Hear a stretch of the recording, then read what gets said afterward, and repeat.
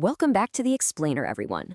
Let's get right into it, because today we're exploring a truly beautiful, deeply moving devotional story. It's called Krishna's Eternal Promise, Finding Light in the Darkest Path. We're going to be following the journey of a young boy named Madhav. Picture this. He's surrounded by the absolute idyllic beauty of Vrindavan. Birds are flying across a gorgeous sunrise sky, kids are playing in the distance, and the Yamuna River is just flowing peacefully by.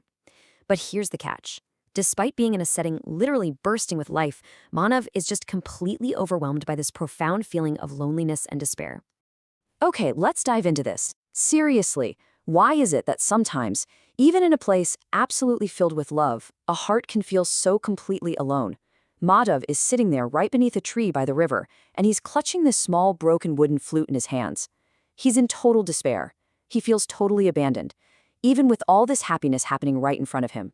You know that feeling, right? Like you've tried so incredibly hard, but absolutely nothing is going the way you planned. And that brings us right to section 1, the burden of loneliness. So Madhav is going through a very real, deep, personal crisis here. His dreams have totally fallen apart, his friends have moved on, and he feels entirely stuck while the rest of the world is just passing him by. Looking out at the water, he asks this truly agonizing question. He says, "Krishna, if you're really with me, why did you let this happen?" Man, you can really feel the emotional weight there, can't you? He's frustrated because he's been praying every single day, and to him, it feels like those prayers are just vanishing into thin air, like nobody is listening at all. But just as he asks this, a soft golden light breaks through the trees, and suddenly, Krishna steps forward. He's got this peaceful smile, holding his own flute. Madhav practically rushes up to him, demanding to know why his prayers were ignored. And Krishna, he just points gently to Madhav's heart and delivers this profound, completely paradigm-shifting response. He says, "I answered you every time you found the courage to continue."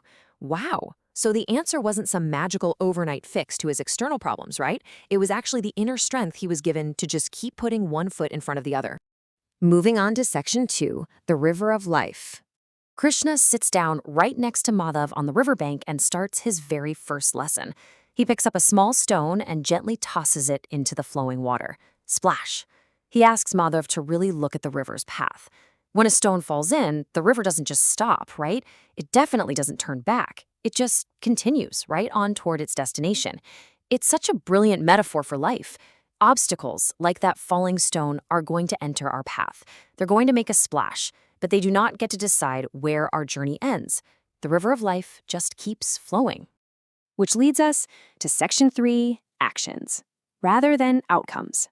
So they leave the riverbank and start walking through the green fields of Vrindavan. They pass some farmers working the land, and Krishna stops. He asks Madhav this really simple question. Can a farmer command a seed to just become a full-grown tree by tomorrow? Well, obviously not. The farmer's control is strictly limited to just a few steps. You water the seed, you protect it, and then you wait. That is the absolute limit of what they can control. Now, what's really interesting about this is how clearly it divides our daily existence into 2 separate buckets. Over on the left, we've got a responsibility. That's giving our absolute best, doing the daily grind, watering the seed. But on the right, that's what is fundamentally out of our hands, the final result, the actual tree growing. Krishna is pointing out a timeless truth here.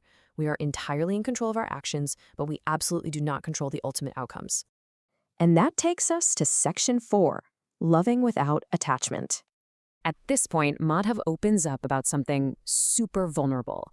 He admits that his deepest pain isn't really his failed dreams. It's the agonizing fact that the people he trusted the most have left him behind. That is such a relatable human pain, isn't it? Feeling abandoned by the people you care about. But Krishna offers this incredibly compassionate perspective. He explains that people enter our lives for different reasons. Some show up just to teach you something. Others come to help you navigate a specific phase.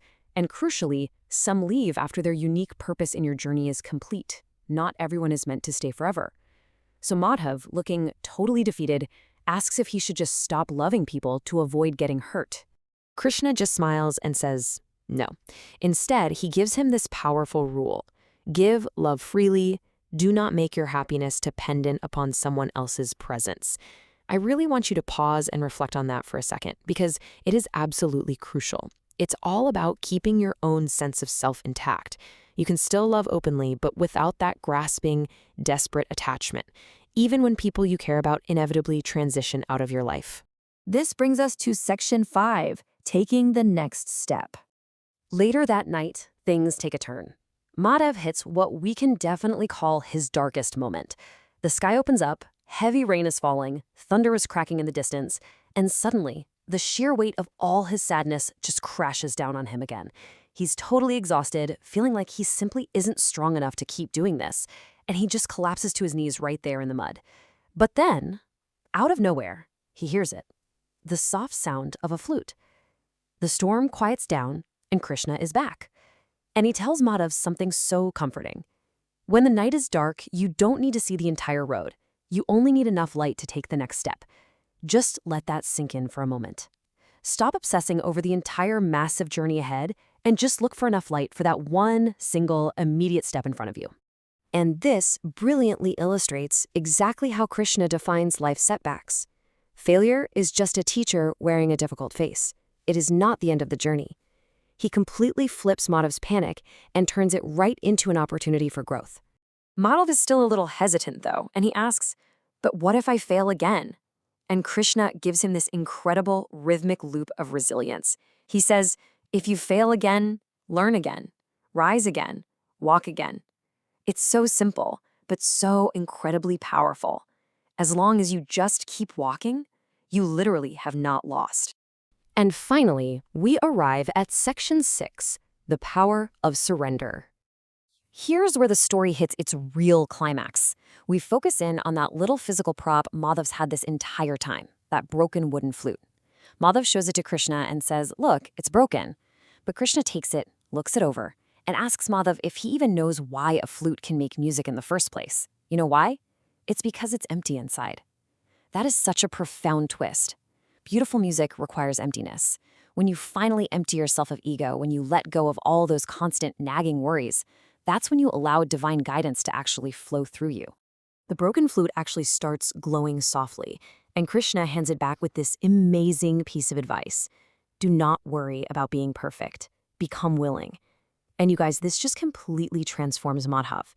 The next morning, the storm is gone, the sun is shining over Vrindavan, and Madhav wakes up with this deep sense of peace. He goes back to work, he picks up his flute again. Is he perfect right away? No, the sound is a little clumsy at first, but he keeps trying. He's simply willing to practice. And eventually, this gorgeous melody just fills the air. Let's look at how these two mindsets compare. Over on the left, you've got this illusion that you need a perfect life, which Madhav finally realizes is absolutely not a requirement for happiness. And on the right, you have faith. Faith is literally the only requirement you actually need to keep moving forward. Your life doesn't have to be flawless. You just need the faith and the willingness to take the very next step. As our story wraps up, Krishna gives his final message, standing there by the river at sunset. He says, "Do your duty. Keep faith. Do not fear the journey. And when you feel like you are walking alone, remember I am walking beside you." I think that just wonderfully sums up the entire theme of this explainer. Our problems aren't always going to just magically vanish from our darkest paths, but we are given the strength we need to face them. So, as we close out today, I want to leave you with this one provocative question to think about. What is the broken flute in your own life right now? What is that thing just waiting for you to empty your ego and let the music play? The next time you feel completely stuck, think about Madhav's journey. Have a little faith, take that next step, and remember,